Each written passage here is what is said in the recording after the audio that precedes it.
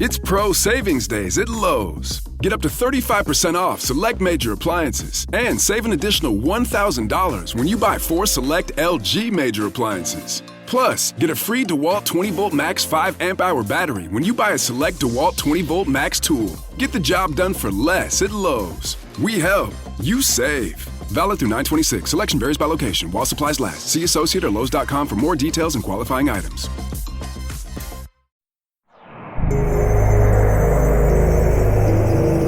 Weird Way Media.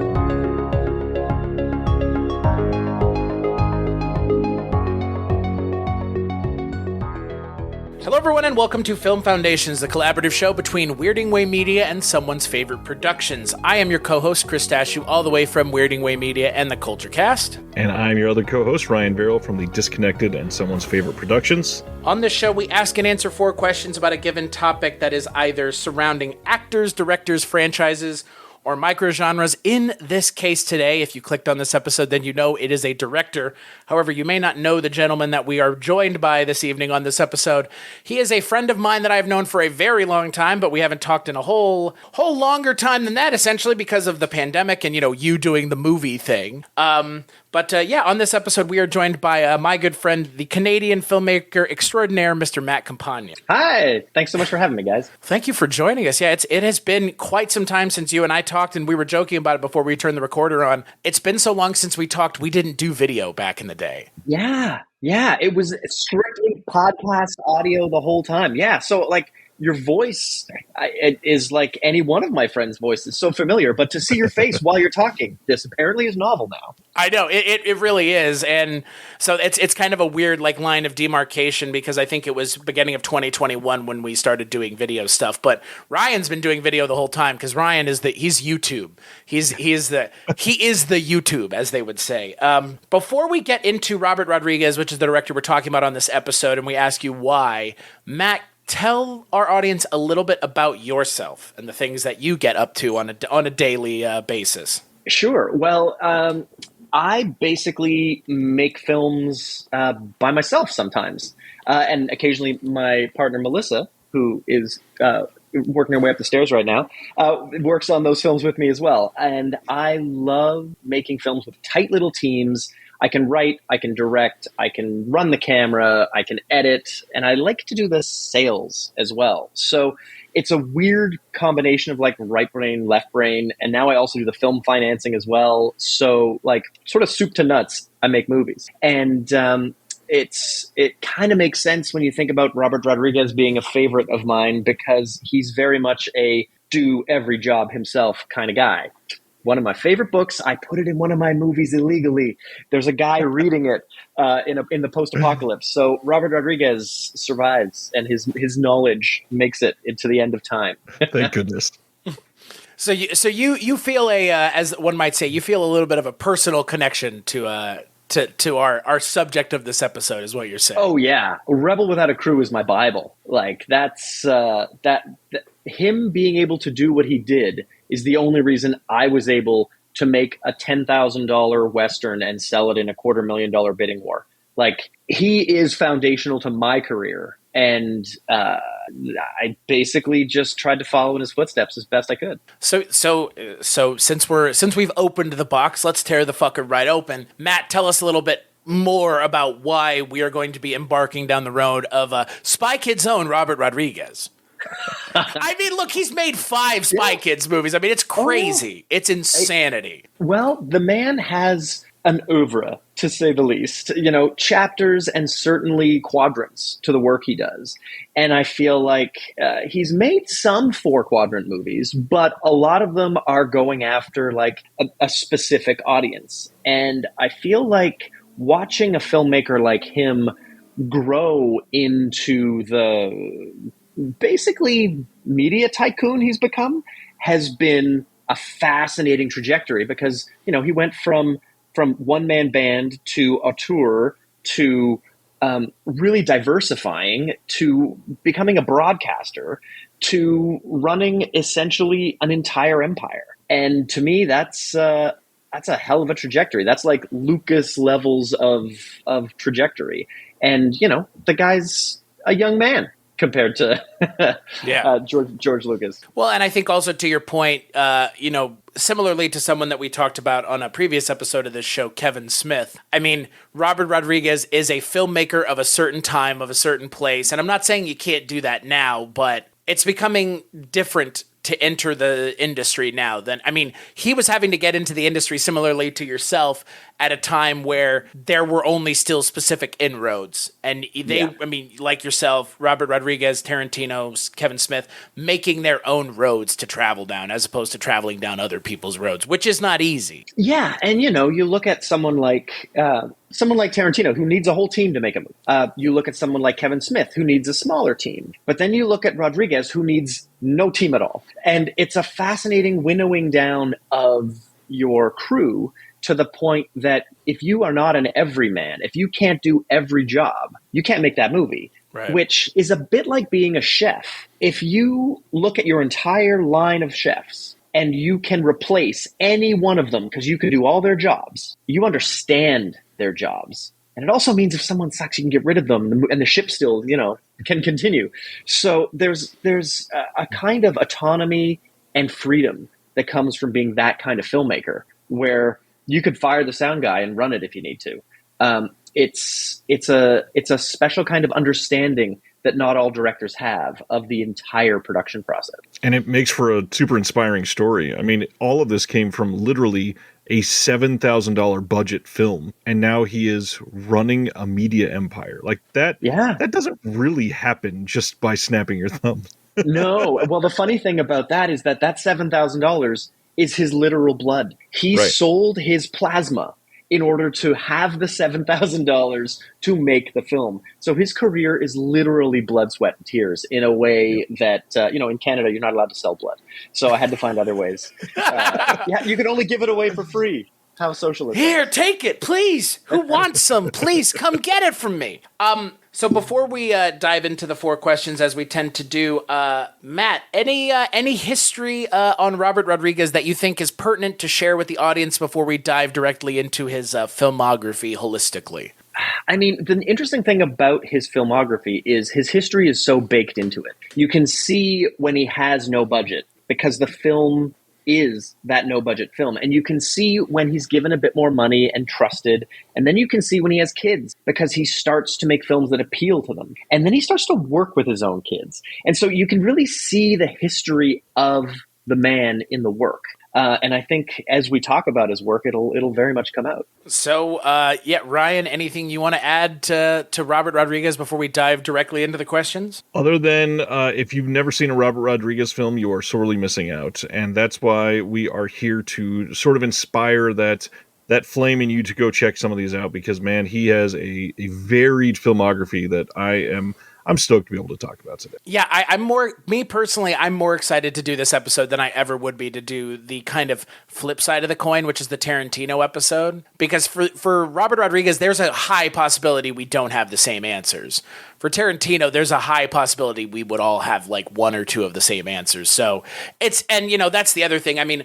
Robert Rodriguez, for as much as he has worked with Tarantino, he has kind of set himself up to be kind of the anti-Tarantino. Because Tarantino would never make a kid's movie. He would never stoop to that level is probably the way he would look at it. I'm assuming not to think that he's that guy, but like he kind of sort of is. And that's, I don't know, Robert Rodriguez always strikes me as kind of Tarantino without the pretentiousness of it. Like, I don't know, like less pretentious Tarantino, which I vibe with more than Tarantino because, again, I don't know, something about Rodriguez and the Rebel Without a Crew and bootstrapping. And I'm not saying Tarantino didn't, but I don't know. I find But Tarantino didn't. But he did.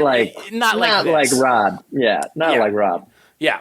So let's just get into it then, Matt. I will kick it to you first. What do you consider to be a foundational title for Robert Rodriguez? I consider a foundational title of Robert Rodriguez to be Sin City. And one of the reasons for this is because not only is it groundbreaking, not only is it visually like nothing else, not only is it the time that he was willing and able to shoot two actors on at two different times in two different time zones a year apart to complete a scene, but he resigned from the Directors Guild of America because they wouldn't let him co-direct with Frank Miller. And to me, the foundational thing here is that the man will put it all on the line to do what he thinks is right. And he wanted a co-directing credit with the man who invented Sin City. And he was like, fine, then take my Directors Guild card. I need to make this movie more than I need to be a part of your club. And he was willing to do that in order to make this film. And to me, the film, the process, the workflow, and the integrity that goes into that, to me, tells you everything you need to know about who Robert Rodriguez is. What do you think of that? What do you think, Ryan? How do you feel about Sin City? I know we were talking about that a little bit yesterday as a Robert Rodriguez thing, but what are your thoughts on Sin City? I adore this, and funny enough, we said we may not have the same answers. This is what I think is the perfect entry point, primarily because he has directed so many genres, but this film kind of is all of those genres in one. You can make an argument that this is a straight horror movie. You can make the argument this is a straight action movie. You can make the argument that this is a straight crime thriller. You can make 5 other arguments, and I'd be like, yeah, I mean, you're right. And everything about this is so well acted, so stylized, so unique, and so deeply like adapted in a way that is so like just worshiping the source material for what they're trying to talk about here. And I love it. I every single time I've seen this movie, I've gotten caught up in all aspects of filmmaking. I appreciate every single frame of this movie. And to be frank, I don't think I can say that about many other movies in his filmography, because there are a couple other choices I'd make about those others. But this is, in my opinion, his perfect film. I think the thing that always strikes me about Sin City is the fact that he adapted it 1-to-1, that he was making sure to recreate the comic book panels, which I don't think anybody else has really availed themselves to do. I mean, for a whole host of reasons. I mean, there's plenty of reasons why you would do it, just as much on the other hand, there's plenty of reasons why you would not do it, because it's insanely restrictive and it's a lot of work. But to your point, Matt, like, I think Sin City, stands alone in terms of comic book adaptations, because there's really nothing else like it. Not even the second movie isn't anything like it. Like, yeah. It's such its own thing. And to your point about, Rodriguez walking the walk and talking the talk, I mean, I was aware about the thing with Frank Miller, as I'm sure the rest of us are, and like that's a big deal. Like, you really have to, like, I think, like, it has to be hammered home. Like, that is a big thing to turn down the Directors Guild, like, and say, like, yeah, that's your union. Directors work their lives to get into the DGA. And for him to just say, I need to do this more than I need this union that I've struggled to be a part of forever. And, that's not an easy thing to get back into after you've made that choice. Right. Oh, totally. Well, and that's the other thing. I mean, like you mentioned, Matt, Rodriguez really does, I think, continue to be a good steward of making independent film, even as a quote, big name director. And that's the thing. Is Robert Rodriguez a big name director? I guess think when you direct Star Wars episodes, you're not small. But if you're directing a Star Wars movie, right, there's a difference. Yeah, there's a line of delineation there where it's like, okay, like, and that's the thing. Like, I mean, people know Tarantino is my point. Like, I'm not saying people don't know Robert Rodriguez, but he is just like one little dial down from Tarantino, just a little bit, in terms of like recognizability. I think part of the reason for that is that Rodriguez always puts the work first. Right. Tarantino puts Tarantino first because he knows he's only making 10 of these things. He's created this artificial scarcity. He's got, like, it's all very much, here's Tarantino's movie, not here's Inglourious Bastards. Right. So it's very much about Tarantino, whereas Rodriguez recedes into the background of some of the films he makes because it's not about him. It's about the fact that this is a great movie for kids. This is a wild adaptation of Frank Miller's work. those are the things that matter to him more than it's a Robert Rodriguez joint. Right. He lets the work speak for itself, is what I've always felt with Robert Rodriguez. Yeah. Similarly to Kevin Smith, like for as much shit as Kevin Smith gets, like I feel like while he is a character, like, and he obviously does his, An Evening with Kevin Smith, he does also like the work is what's important. And I do appreciate that about a director. Cause I don't know. I feel like, and you as someone who makes film, obviously, I mean, preaching to the choir here, but the director is not the one to blame all the time anyways. The director doesn't deserve all the credit, and he doesn't deserve all the blame all the time. Like, there are cases where they would, but there are plenty of cases where you have to, like, spread the blame evenly. And I think with someone like a Tarantino, because of the way he carries himself, he wants it to be his problem, but he also wants it to be his success, which, like you mentioned, Matt, it allows him to take full credit for it. But, I would contend and concede that Tarantino, his editor who passed away, and now his movies aren't as good as they used to be because his editor isn't alive anymore. Like, and I knew Tarantino was going to come up in this conversation because it's almost impossible to not. They made a film together. Right. It's hard not to. Well, and also, I mean, in Rodriguez's third movie, Tarantino effectively plays one of the main characters for the first half of the movie. The closest we've ever seen Tarantino to being his real life persona on screen. And he's pretty great in it. He is. I mean, that and Little Nicky are definitely high watermarks for me with Tarantino. But Ryan, I'm curious, what is your foundational pick for Robert Rodriguez? Is it Sin City as well? It is Sin City. Yeah, that's why I said that. Yeah, everything about this. It is. Again, it's all genres that you could kind of hope for that he's touched on. The only thing that's not a part of this is a kid's film, but that would be weird. There are kids in Sin City, but not good things are happening to them, unfortunately. Yeah, this is a perfect movie, for sure. So I didn't pick Sin City. I kind of went, I wouldn't say the obvious route, but I went the route of the movie that I saw first. And what's funny is we recently did an Evil Dead episode, and I actually think that I kind of am going to say the same thing about this movie that I said about Evil Dead 2, which is Desperado is the movie you should watch, but El Mariachi is the movie that's important, because El Mariachi is the important movie that, like we've already alluded to, Robert Rodriguez made himself, and then Desperado is pretty much just El Mariachi, the requel. Similarly to the way Evil Dead 2 is pretty much just the requel to the first movie. It's just the same story, but with a budget and with Antonio Banderas and Salma Hayek and also Quentin Tarantino. I think Desperado is an amazing film. I think it has some great action scenes, and Antonio Banderas, like, this is like, look, we're still, able to say Antonio Banderas is still kicking around and an actor now, but he's amazing in Desperado. Oh yeah. It's probably my favorite thing he's ever done. Really? Yep. Over Puss in Boots? Yep. Wow. But it's not by much of a margin. But it's Puss in Boots 3 is pretty good. It's amazing. Yeah. And so is Desperado, and I think for similar reasons, which is you have someone who is definitely tailoring the character to the actor, and Antonio Banderas is a perfect actor for the role of the titular, at least, mariachi in the first one. But I only picked it because I didn't think anyone else would pick it, because I think it's the obvious choice, and I know not everybody is always going to do the obvious on these episodes. But I think it's important because it does set the framework for almost everything he's going to do outside of and you guys mentioned with Sin City, there's none of the kind of kid aspect of his career. In Desperado, there's none of the horror aspect of his career, or the kid aspect. But it definitely speaks to what I would consider to be Robert Rodriguez's directorial action abilities. Like, ability to direct action is definitely on display with Desperado, because Desperado is just, the action in that movie is fantastic. Yep.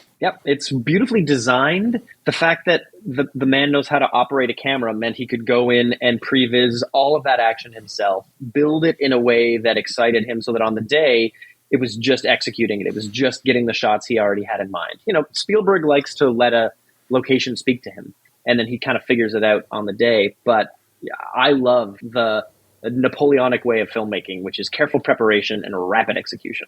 And Robert Rodriguez is like that whole cloth. And also, I'm sure you would agree, I really appreciate a director who also writes his own stuff. Yeah. which Yeah. Robert Rodriguez and, Robert Rodriguez and a lot of people that we've already mentioned, Tarantino, Kevin Smith, a lot of the 90s like auteurs, they were writer directors as well. So, which I mean, I get. Like if I were to ever go that route, I'm not sure I'd want to direct someone else's stuff. I think I'd want to direct my stuff, which I mean, you clearly understand, Matt. Like that's, Yeah, I've directed one short written by someone else, and I've co-directed some stuff written by other people, but I don't think I would ever just direct something I didn't write. I don't. To me, the storyteller starts with the typing. Right. Agreed.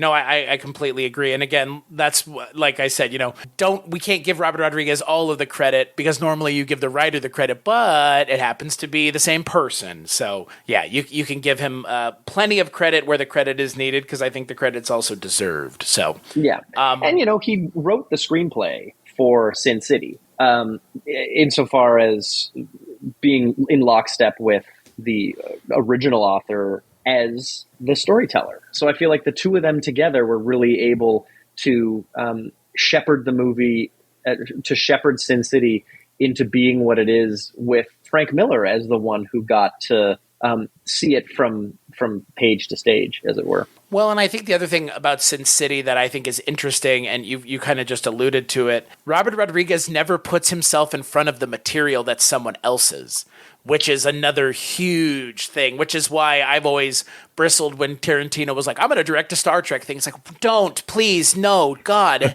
don't, because you're going to put yourself in front of it. You're going to put you. That's why they never let anyone who was a big name director really direct a James Bond movie, because they didn't want their name to be before James Bond's name in the credits. That's and I see a lot of, like you've mentioned with Robert Rodriguez, he gets out of his own way, which in this industry is damn near impossible because that's almost the expectation, frankly. Yeah, it's really rare for studio directors, people who are releasing like big theatrical films, to not make it into some kind of ego exercise. But he somehow manages to take a backseat to what matters, which is the movie.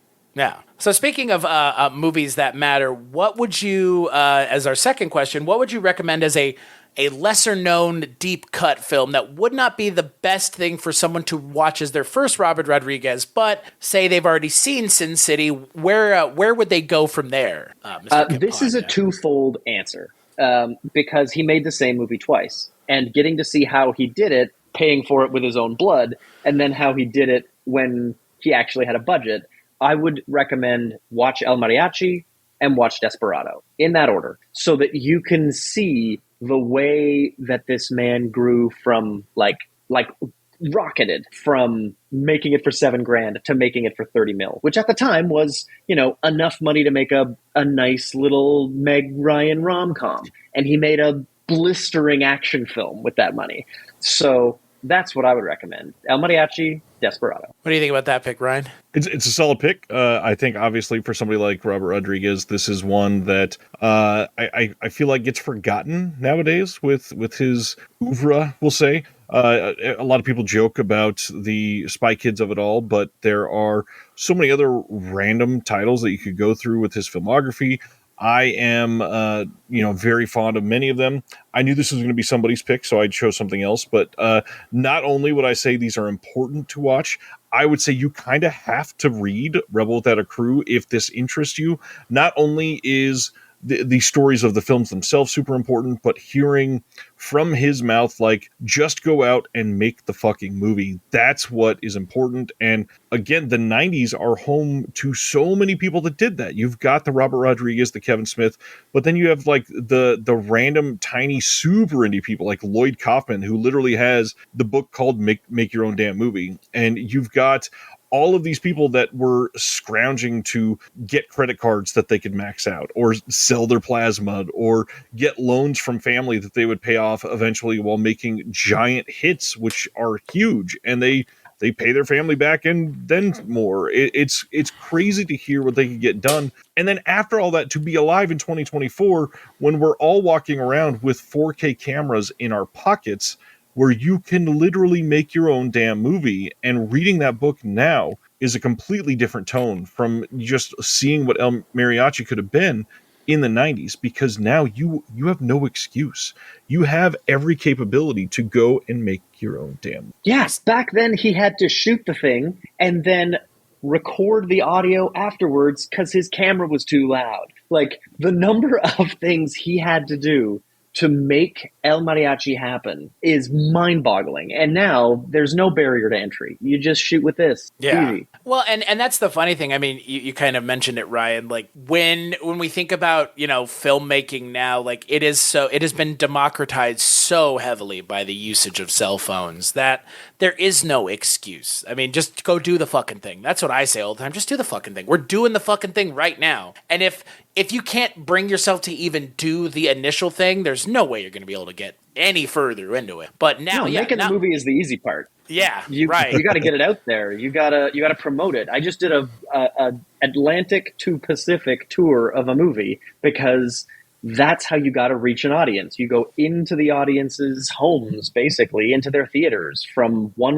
sea to shining sea. Making the movie, you do that part. You kind of give that away for free. You got to get people to see the movie. That's where the hard work is now. Yeah, I completely agree. So Ryan, what is your answer? Did you give one, or is Rebel or Filmmaker Without a Cause is yours? No, I did not give one. I was just waiting, but in all reality here, I struggled mightily to choose between two of them, and I have to kind of fight with myself to choose one right this second. But all right. I'm going to go with The Faculty, primarily because I know myself, I always forget somehow that this was a Robert Rodriguez film, and it could just be because it's one of the shinier Robert Rodriguez movies. It's one of those ones that got polished like crazy.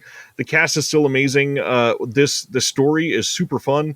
If you break it down, it feels like a very Robert Rodriguez style movie. It feels like one of those, this is kind of a weird, fucked up storyline, and the fact that we have like Jon Stewart telling the story with Usher. This is a weird movie. I love this movie, and I think that if you've never seen it, somehow it's ripe for rediscovery. It is a great time to look at it. It is this weird, fucked up horror movie that I can't really say much about other than the faculty at a high school are doing weird, random things, and we don't know why. So go into it about that blind if you've never seen it. The ending of this movie is insane.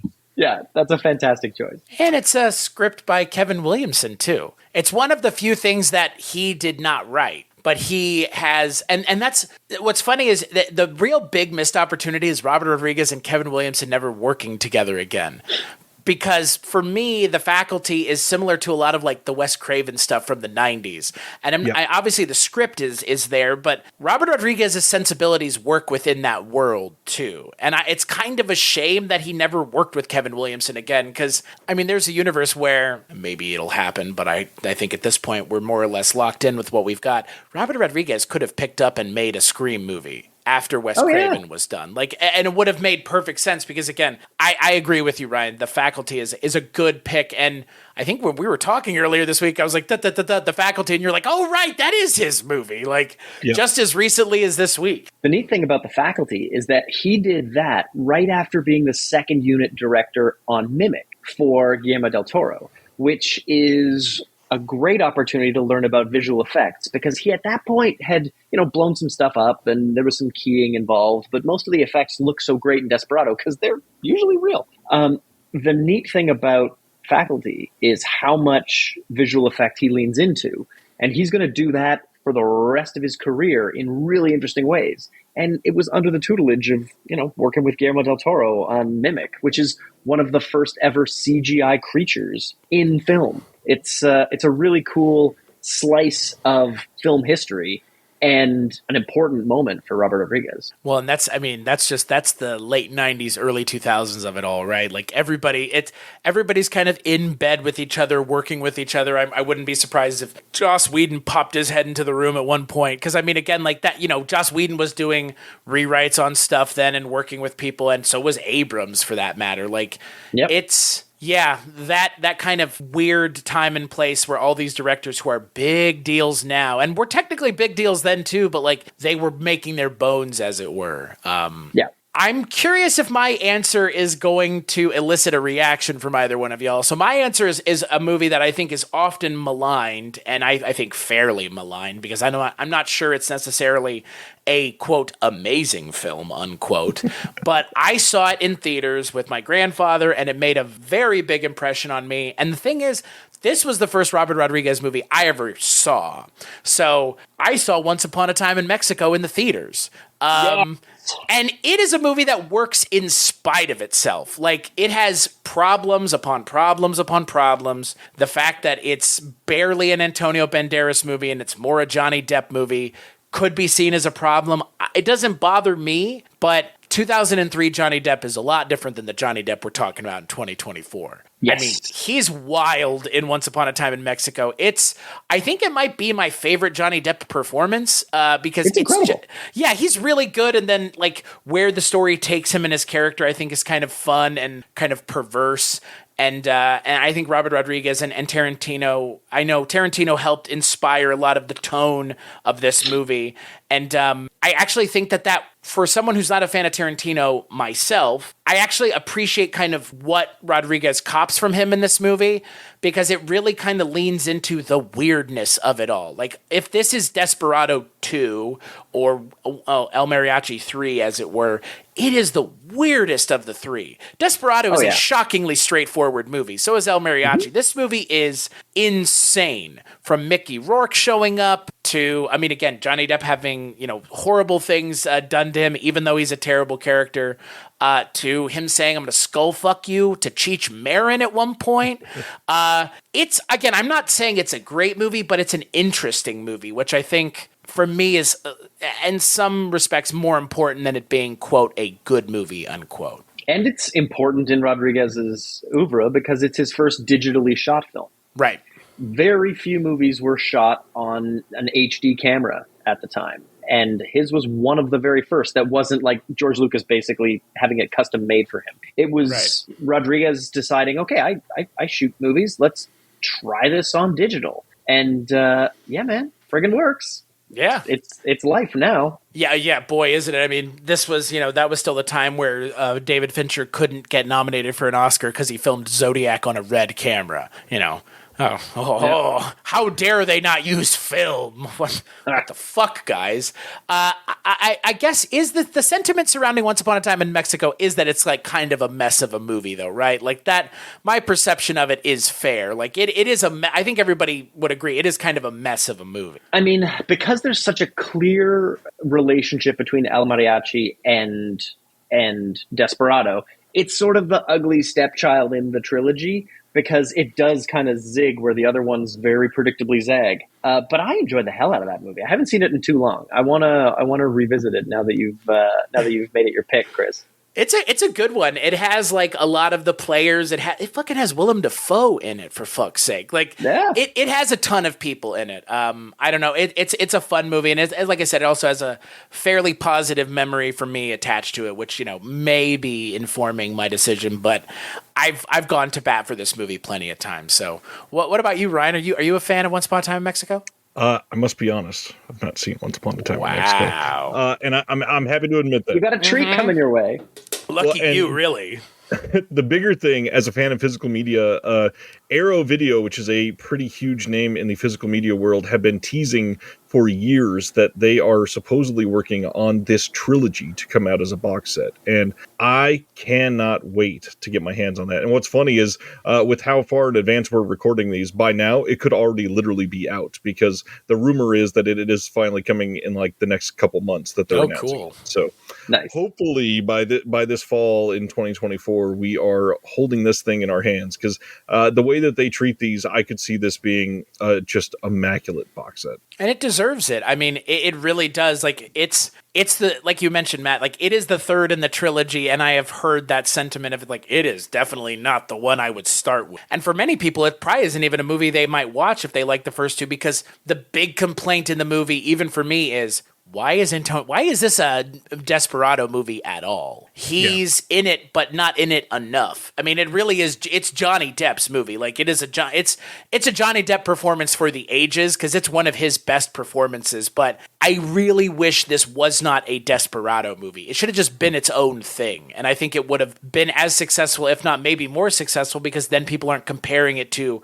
a movie that is leaps and bounds more successful just objectively as a film. All right, so let's move on to the third question, which is, as I sit here and space out completely, what is the biggest impact, Matt, for you that you perceive Robert Rodriguez has had on pop culture as a whole?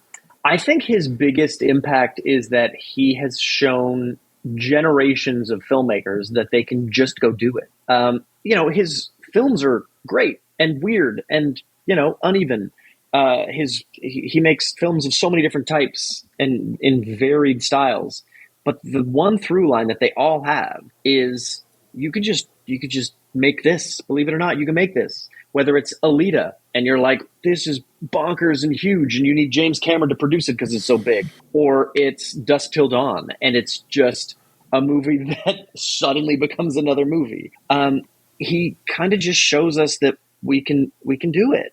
We can do anything in this incredible medium, even sell your plasma and make a movie that you otherwise couldn't afford.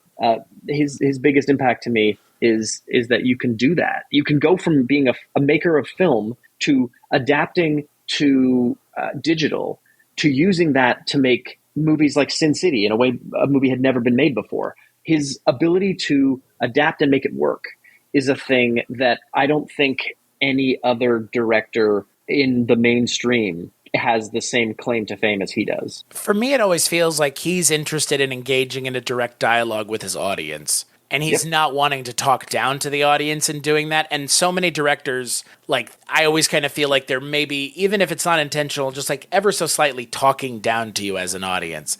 And I've never really perceived that with Robert Rodriguez. He always feels like a good steward of being a filmmaker. And especially one who, to your point, Matt, has been able to kind of navigate a lot of uncertainty in the industry. Because again, like you mentioned, he was ahead of the curve with digital, which was not the thing that anybody else was doing in 2003, like at all. Yeah. Which, I mean, again, I think for Robert Rodriguez, he's also has a little bit of that James Cameron dog in him where it's like pushing the envelope, making sure that like, I'm making stuff with the technology that everybody is using. Like Alita Battle Angel is...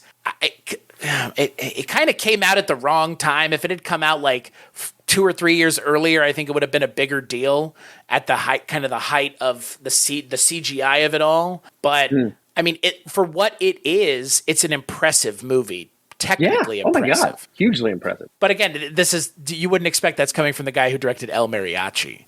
No, or the guy who directed Shark Boy and Lava Girl. Like you at first you don't see it. And then you sit there and you realize, oh shit, no, those are all the same tools. Sin City, Shark Boy and Lava Girl, Alita. There's a line that you can stand back and see. But at first it doesn't seem obvious. And I love that about Rodriguez, that he's willing to just go to all the different quadrants and sometimes do something for everyone. And sometimes really alienate the Desperado audience by making Shark Boy and Lava Girl. Which is still hilarious. I mean... Yeah. Before Chris and I answer, now that you brought up Shark Boy and Lava Girl, I would love to hear your take on the whole Spy Kids of it all. How do you feel about Spy Kids? The thing I love about it is that the bare knuckle single man who's making a movie by himself grows up a bit, has kids, and then wants to make movies for them. And to me, that's endearing as hell. I think that's super cool. I don't have kids myself. I don't know if I'll ever have kids that I'm looking after, but I'm currently entertaining a pitch for a kids program that I would help produce because I think it's important. And anyone who would see that would look at it and be like, that's not a Matt Campagna joint. Well, philosophy and integrity are sometimes the through line, and sometimes it's just creativity and fun. Well, and the Spy Kids movies are essentially James Bond movies for kids. Like, that's what they are, which is, again, like, I have to applaud Robert Rodriguez similarly to Spielberg. I mean, he has that Spielberg dog in him, too, which is, oh, you're not going to let me do the fucking thing? Well, I'll just do my own then. I mean, that's what Indiana Jones was for Spielberg because they wouldn't let him do a James Bond movie. So I was like, I'll just do Indiana Jones instead. Not that I'm saying they never would have given Robert Rodriguez the mantle to do a James Bond movie. If they were going to do it, it would have been in the late 90s, early 2000s. I mean, I could have seen a Robert Rodriguez James Bond movie coming out after World Is Not Enough, but before Die Another Day, in terms of like that time and place. But we never got it, but we got the next best thing, which is him directing 5 Spy Kids movies. And to your point, Matt, it's how endearing is it to make movies for your kids and then at one point down the road, your kid will be making the movies you were making for him with you. Like, yeah. That bit is wild. It's so cool that he's working with his kids. Yeah. And you know, like we see athletes, you know, LeBron James talking about, I'm going to stay in the league until I can play basketball with my son. Like, this is that equivalent for Robert Rodriguez, which is crazy to me. Even if you hate the Spy Kids movies, which again, I don't know why anyone would feel so strongly about Spy Kids. At least what did they ever do to you? Right. But I really appreciate the fact that Robert Rodriguez has like very little ego about him, because someone with no ego makes Spy Kids. Like, you're just like, fuck it, I'm just going to make a movie for my kids. Who cares? And he is so smart that he uses a children's movie to experiment with technology that he's going to use on other bigger, more expensive movies where people are going to be more discerning about it. It's a very George Lucas move. It's like the special edition when he was like, yeah, let's see if I can make the prequels by re-releasing these movies that people already love with some tweaks. I'm going to learn about stuff and make money while I'm doing it, hire people, and I basically get to have my proof of concept turn a profit. It's brilliant. And on top of everything else, look at the people that are in the Spy Kids movies. I mean, right? Well, he has like a who's who of either Robert Rodriguez's past collaborators or people he would work with continuously afterwards, and or just some of the best character actors like that we have ever seen. Tony Shalhoub, Cheech Marin, Robert Patrick, Danny Trejo, and that's just in the first movie. Alan Cumming, like, and then the further you get into the series, the more people he adds, just continuously adding more and more people. Yeah, it's Spy Kids might be his magnum opus, as it were, in terms of like, for him, that might be his answer to this question. Like, Spy Kids, obviously, like, yeah, because I was able to, because he's able to work with his son, which is insanity to me. Yeah, it's so cool. I think my answer, is similar to y'all's, which is like, we now can see that this guy just does the fucking thing, and everyone else can also do the fucking thing. And like you mentioned, Ryan, there's no excuse now. Everybody has way better technology than Robert Rodriguez could have ever dreamed about having when he was creating El Mariachi, which is now in the Library of Congress, by the way. It's been put in the Library of Congress forever. I mean, that's how important well deserved. Yeah. That's how you get Latino blood into the halls of power. You are that important. Yeah. And that's the other thing. Like, one of the things that we haven't mentioned, but I think we'd be remiss if we didn't, is the DVD extras that Robert Rodriguez includes, which is, him making food and teaching you how to cook, which for me, like, is still one of the weirdest things that you could put on a DVD special features, but it's not, because he did it like 3 times.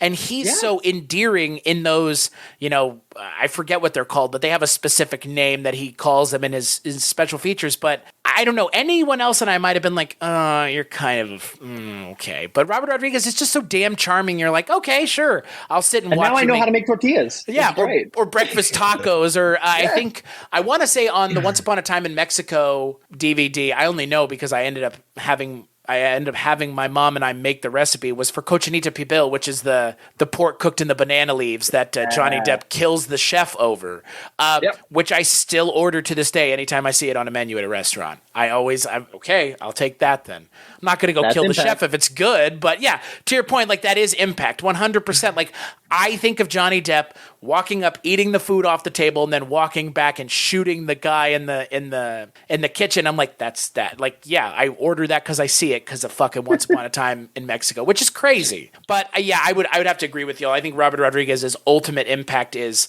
showing that you can do it. Even if you never actually go out and do it, you know that you have the capabilities and there's nothing stopping you now. That's for sure. And it's cool that as a filmmaker, and as cool as his films are, the most important impact is the filmmaker. Right. Contrary to the way Tarantino does it. Rodriguez has managed to step back from all of his films, and yet he is still the most important part. The most important part of Tarantino? Is it really him? Or is it like one of his movies that is good? It's hard to say, but it is neat that Rodriguez has without ego, become more important than his movies. Yeah. Before we transition to the fourth question, Matt, is there any of Robert Rodriguez's films that we haven't mentioned yet that you would like to bring up or mention, just in case the audience needs some more things to add to their ever-growing list of movies to check out? I mean, we've hit a lot of his great stuff. And because so many of his films are a part of a group, we've managed to put the Spy Kids in one area. We've managed to talk about the Mariachi trilogy. And, his Sin City, the world of Sin City exists because of him on film as well. I feel like we've covered, and we even touched on Alita, which to me is one of the absolutely most mind-boggling cool things he's ever put to film. I think we've done a pretty good job of covering all the stuff. Oh, from dusk till motherfucking dawn. Whoa. Okay.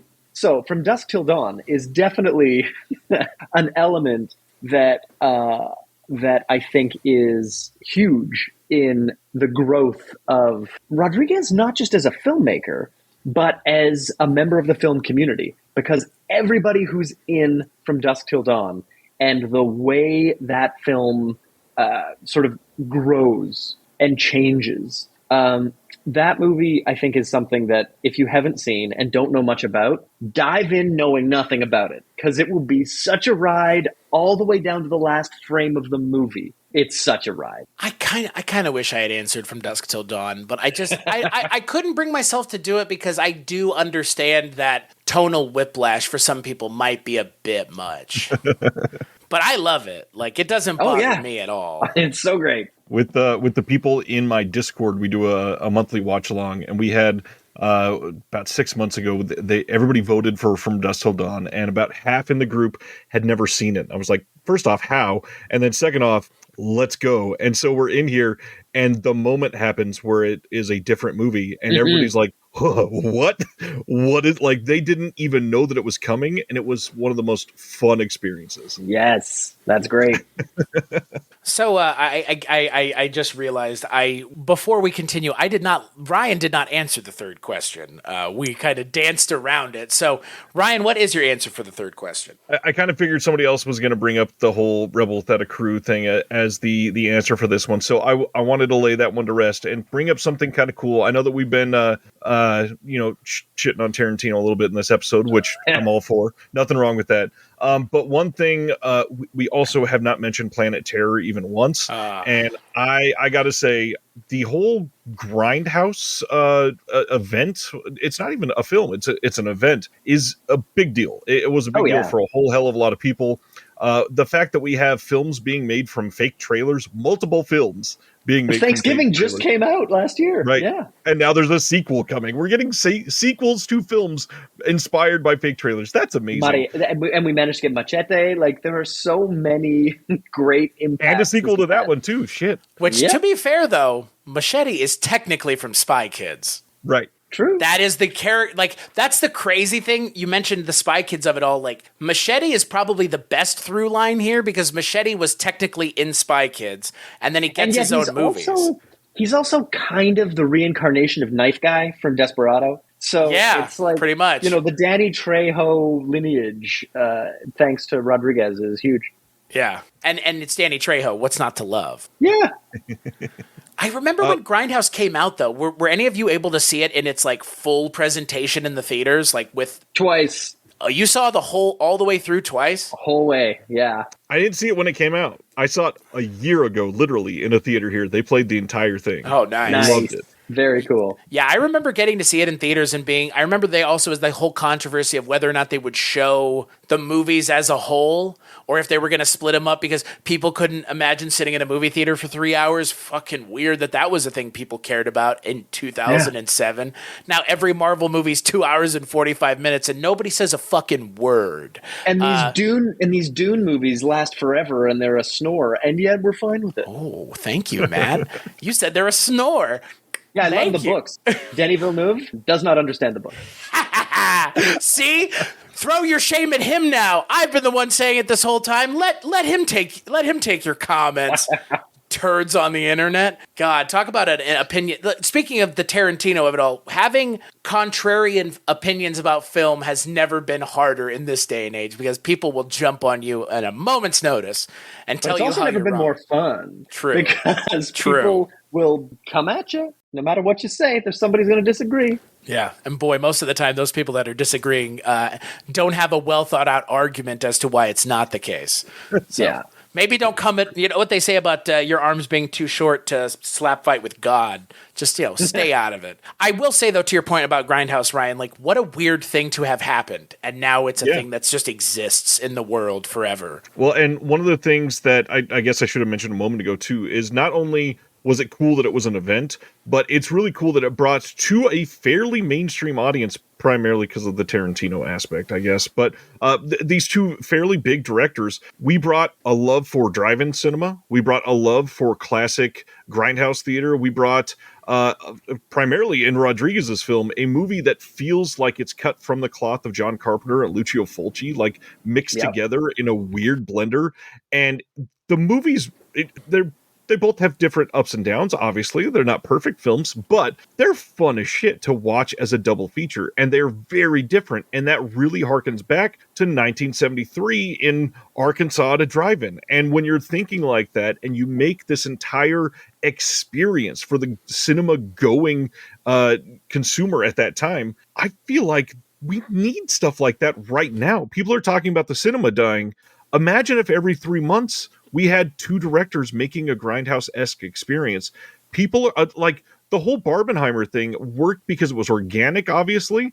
But if you had directors teaming up to do something like a Grindhouse experience right now, this is an event people would go to the theater for. You don't get that streaming or on video on demand. You go to the theater to watch Barbenheimer. Here's my ticket for Barbenheimer.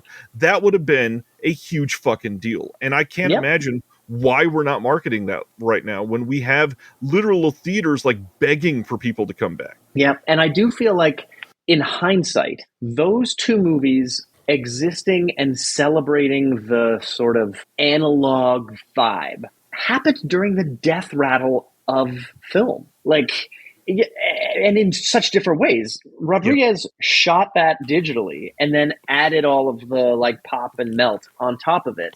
Whereas Tarantino specifically picked up a film stock that he thought would give him the look that he remembered from when he was younger going to these. And so it's really neat to look at it in hindsight when you're watching a digitally shot crisp 8K image to go back and look at something like Grindhouse and realize that there was celebration of the degradation of those film reels because it was cool. It was texture. And hey, I think Grindhouse has my favorite Quentin Tarantino thing. I love Death Proof. Like, I think it's the best thing Tarantino's ever done because it's very much unlike most of the stuff that he's done. Planet Terror, though, works perfectly in Robert Rodriguez's kind of body of work. But to your point, Ryan, like, wouldn't that would be such a great thing? Like, I don't know why they're not doing it. Well, I do know why they're not doing it because of the egos. Because somehow Tarantino and Rodriguez were able to work together to make a movie. And on top of everything else, Planet Terror showed first. It wasn't Death Proof that showed first. It was Planet Terror that showed first, which I can't tell if that was intentional because they thought people would be bored by Death Proof, which I would totally understand because parts of that drag. Or is it, or I don't know what it is. I'm surprised. I always am surprised that Tarantino allowed himself to be second billed on a movie. I think it's because the choice to put them out in that order meant people would stick around for the Tarantino film. Yep. Yeah. They find out that they're disappointed later. But right, yeah, I get being disappointed, but the other thing is like, Machete, Hobo with the Shotgun, and Thanksgiving, all real movies, real. Two of them have sequels now too, because Machete has a sequel too, Machete Kills, which Yep. you'll notice none of us brought that up. Because, I don't know, Machete 1 was fine, but I don't think I needed a Machete 2. Machete in space with, like, doesn't he go to space? Isn't that Machete 2? Or am I Joe? I don't think so. Okay, because I could have sworn he goes to space in that movie, but I mean, again. It's a solid pitch for Machete 3. Yeah, I mean, Danny Trejo's still kicking around. He'll do it. Somehow. I was looking at his list of things, trying to figure out if there's anything else to mention. Hypnotic is another thing that kind of stands out as a weird thing, which is what he released with Ben Affleck last year in 2023, which I don't know who saw it or who it was for. It just kind of came out and then I don't know. He also, just before the pandemic, did an immersive VR feature film starring Michelle Rodriguez that if you don't have a VR helmet or a VR arcade in 2019, I don't know how anyone would have seen it. But it made me really want to somehow track that down because I hadn't even heard of it because I didn't frequent the VR arcade. Well, and speaking of pushing the envelope on creation of things, I think we'd also be remiss before we go into the fourth question to mention the movie that is going to supposedly come out in 2115. Which was the 100 Years movie that he made with Malkovich, which was like the weirdest publicity stunt. It's a wild idea. What a flex! But it's like, was it Wu-Tang that made a entire album and made only one copy of it and then sold it to some piece of shit in Pharma dickhead? Yeah, Martin Scarelli.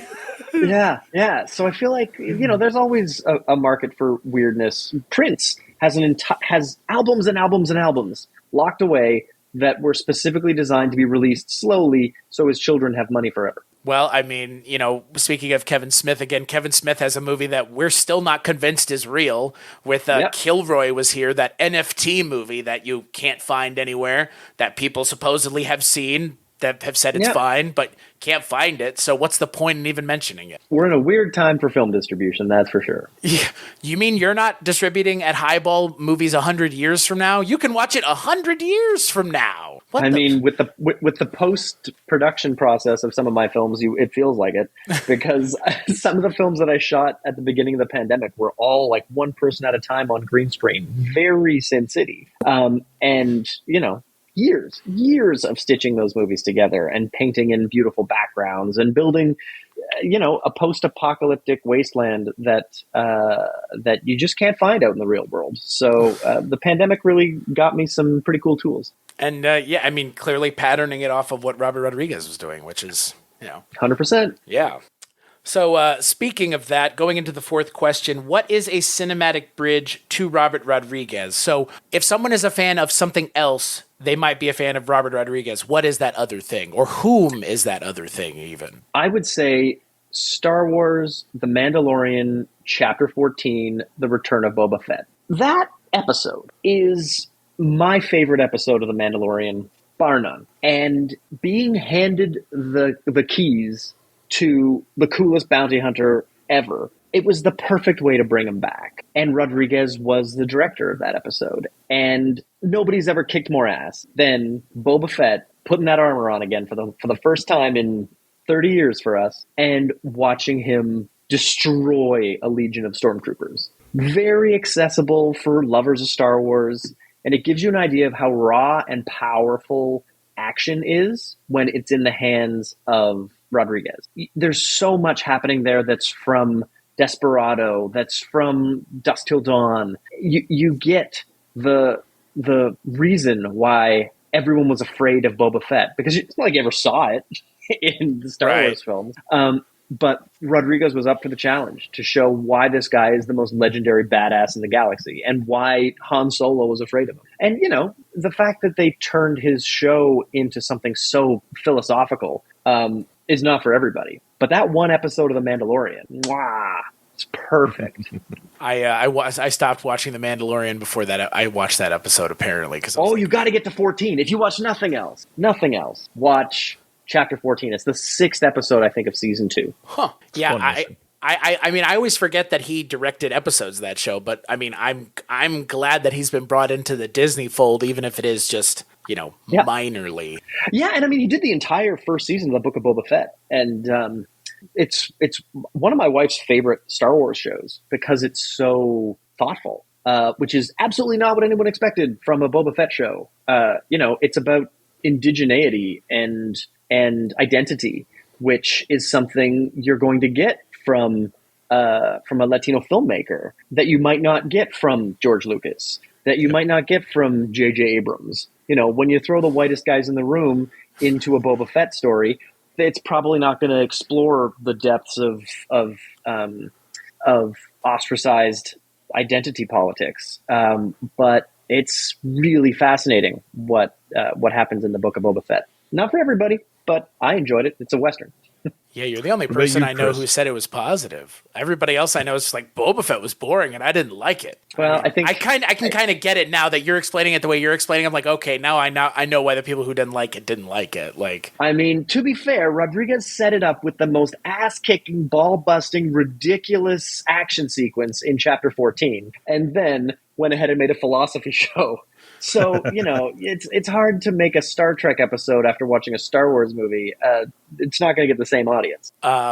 In terms of my answer, though, I would say if you're a fan of like Edgar Wright stuff, which is kind of a cheat, right? Like it's kind of, sure. Even it might even be a cheat to say Tarantino, but like I think people who are fans of Tarantino have already seen Robert Rodriguez's stuff. But if you have somehow watched Edgar Wright stuff before you ever saw a Robert Rodriguez movie, any of the films we've mentioned, even Spy Kids, would be a good starting place for you because they come from the same school of sensibilities. I feel like. Yeah. Totally.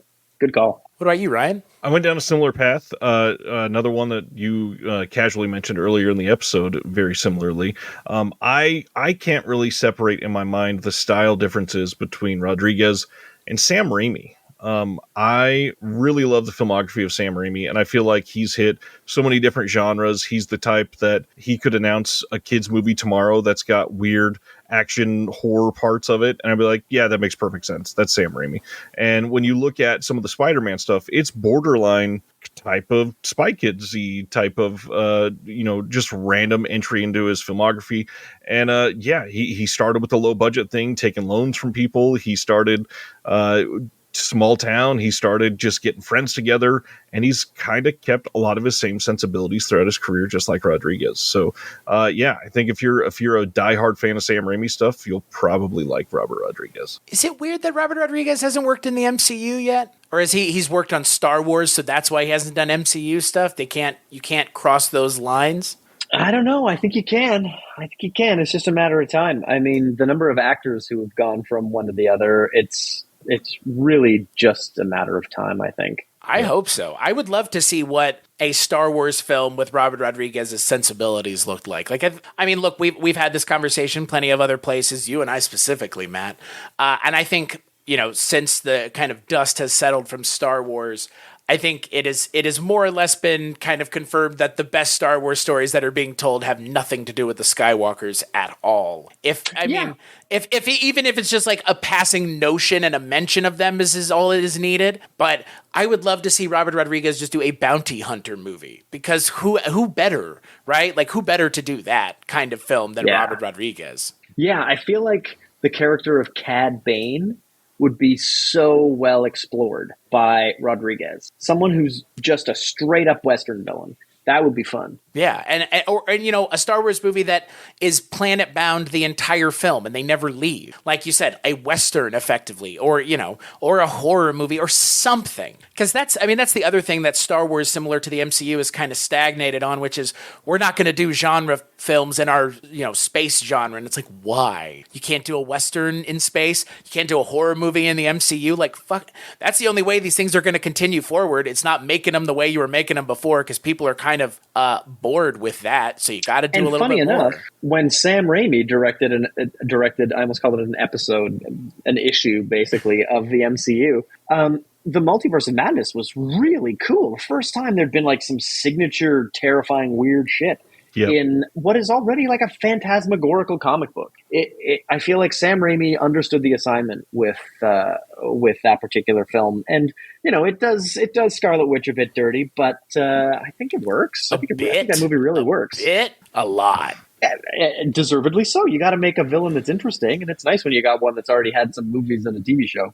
That's fair. Yeah, it's kind of become a running joke on the show that we bring up the MCU every time. But when Robert Rodriguez has worked directly for the House of the Mouse, it's kind of impossible to bring it up. It is just surprising that he hasn't crossed over yet. Well, the MCU is also like the single most influential franchise in our lifetimes, probably. Star Wars being a possible exception, depending on how old a person is. But I would say we've watched from the most successful independent film of Iron Man to owning the cinema. Like, you can't go up against an MCU movie. It's suicide. And even now, while everyone's like, the MCU's dead, nobody counter programs a big movie against an MCU release because it's suicide. Even now, when they're, quote, dead, unquote. Yeah. Yeah, I'm waiting for Deadpool and Wolverine. I think that's going to probably turn people around. Put some butts in the seats, as it were. Yep. Yeah, Robert Rodriguez was a interesting pick, Matt. I'm glad you picked him, though, because it's funny, the directors that we've done so far all are kind of similar. Like, we've done Edgar Wright, we've done Kevin Smith, we've done Peter Jackson. Like, I would contend any of those people that I just mentioned could have been mentioned for the fourth answer here. Like, if you like Peter Jackson's stuff, you'll probably like Robert Rodriguez. But I think that's all because of that same, like, guerrilla filmmaker. They got that dog in them, as it were. Like, we're just going to fucking do the thing, and fuck it. We're not going to let barriers to entry stop us. Yeah, and I love how often you see, like, Hot Fuzz has a special thank you to Robert Rodriguez. And then it's just like Baby Driver has a special thank you. The way these guys live in each other's worlds and orbit is so cool because there's nothing about these guys that should have had them cross paths except for film. Like, Edgar Wright and Robert Rodriguez have no business being in the same room from their backgrounds, their histories at all. But film brings them together. James Cameron, good Canadian boy. Why does he have anything to do with Robert Rodriguez? They both love Alita, match made in heaven. You've got all these really cool paths crossing because of, the beauty of the film community. Right, and being good stewards of it as well, which, like I said, I think Robert Rodriguez really, I think of anyone who is, the names we've mentioned, I think he's the one that I think of when it's like, this is the guy beating the drum for everybody to go do it. I'm not saying Peter Jackson and Edgar Wright don't, but they didn't write books about it. Like, Robert Rodriguez created essentially a handbook on how to make a movie and how to do it yourself. Like, nobody else has done that. I mean, Tarantino's written books about himself. I mean, of course. I mean, of course. Well, who else am I going to write books about? Me or the stuff I worked on? Like, it's his favorite topic. Yeah, boy. Yeah, boy, isn't it? And that's and to bring this full circle, that's the thing that I appreciate about you picking Robert Rodriguez is, like, you picking Robert Rodriguez makes sense. Because in a lot of ways, like you said it yourself, like you've patterned what you've done off of the model that he kind of floated out into the world, which is just do the fucking thing. Yeah, kick the door down, man. It's no one's going to hold it open for you, and I think that's the cool thing about Rodriguez. And for any filmmakers who are getting their start now, you can't copy someone else's path, but you can be inspired by the spirit of how they walked it. And you can use that energy now. It'll be different. Like, when I was selling my first movie, there was still a DVD market. So that's why there was a huge bidding war on it. Now most distribution deals are rev shares if you're lucky. So, the minimum guarantee license fee up front is a rare thing. And there's still a really wild opportunity to make money and make a career out of this job. But it's different than it was 15 years ago. And when I did it, it was different than it was 15 years before that for Rob. So, you just have to find the chink in the armor, stab and twist. And just keep twisting. Yeah. And just keep twisting. So to put a cap and a button on Robert Rodriguez and put him in the cabinet for later, I think we've done that. But Matt, if our listeners are looking for you and the things that you work on and the things that you've put out into the world, where can they find all of those things? Sure. Well, I'm on Twitter a lot, or X, or whatever corrupt billionaires are calling it these days. Matt Campagna is my handle on that. I'm also on Instagram. I think it's Campagna Vision or something like that is my Instagram name. But I run a streaming service called Highball TV. And if you head to highballtv.com, you get to see a bunch of stuff I've made. And the projects I'm running around the film festivals with right now will find their way there in most territories. And if you live in a country where I've sold the rights to somebody else, there'll be a spot there that points you in the right direction if it's on, I don't know, Amazon or Netflix or something. Yeah, I remember the last time you and I talked, it was just like in the first early years of Highball TV, right? Yeah, now we've produced 11 original films, have subscribers in every continent, and we just keep making movies. We announced a $24 million slate last year of films we were making. It's bonkers. And yet, you just kick down the door. You start from nothing. Yeah. Speaking of starting from nothing, what about you, Ryan? Where can people find you and the things that you work on? If you're a fan of physical media, you can find me everywhere under the name The Disc Connected. If you want to go for my podcast network or something for my production company where I'm working on some of these discs, someone's favorite productions on all of the social media. What about you, sir? Weirding Way Media is the podcast network that I have founded in the years since we talked, Matt.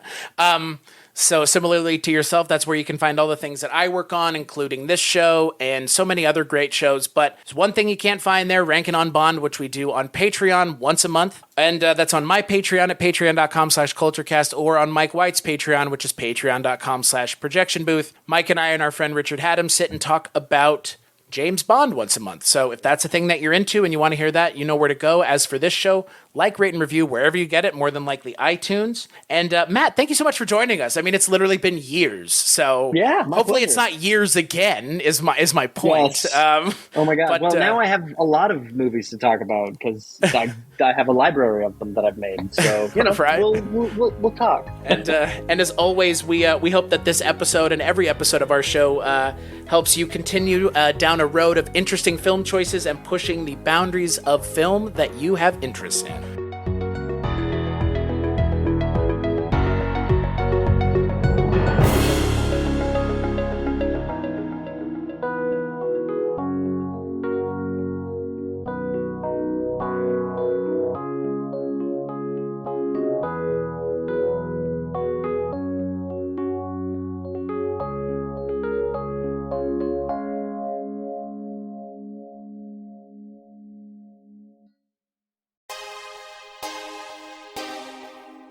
The audio commentary. It's a dying art form, but here at One Track Mind, I, your wonky yet affable host Ryan Luis Rodriguez, analyze film through the prism of these embryonic forms of podcasting, one audio commentary at a time. Masterpieces, crapster pieces, live action, animation, cult classics, films literally no one has ever heard of. No track is too small, and no track is too big. Join me and my guests from the entertainment world as we keep these features alive every other Tuesday. Hey, who else is going to discuss Bill and Ted's Bogus Journey one week and Citizen Kane the next? Us, that's who. Sure, you have to put up with my voice, but there's a certain give and take in this industry. That's One Track Mind, part of the Someone's Favorite Productions family and available wherever you get your podcasts.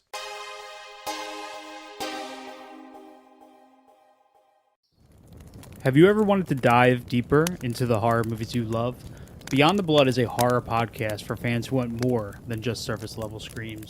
We do deep dives into the movies that shaped us, digging into director commentaries, behind-the-scenes stories, deleted scenes, and the special features that most people skip. Each episode is a love letter to the genre. We break down how these films were made, the creative risks that paid off or didn't, and the lasting impact they've had on the genre as a whole. From 70s slashers to modern nightmares, we celebrate the craft, chaos, and characters that keep us coming back. If you're the kind of fan who rewatches movies with the commentary on, or you simply grew up in the video store horror aisle, the Beyond the Blood podcast was made for you. New episodes every single week. Subscribe, and let's dig deep. Welcome to the Beyond the Blood podcast.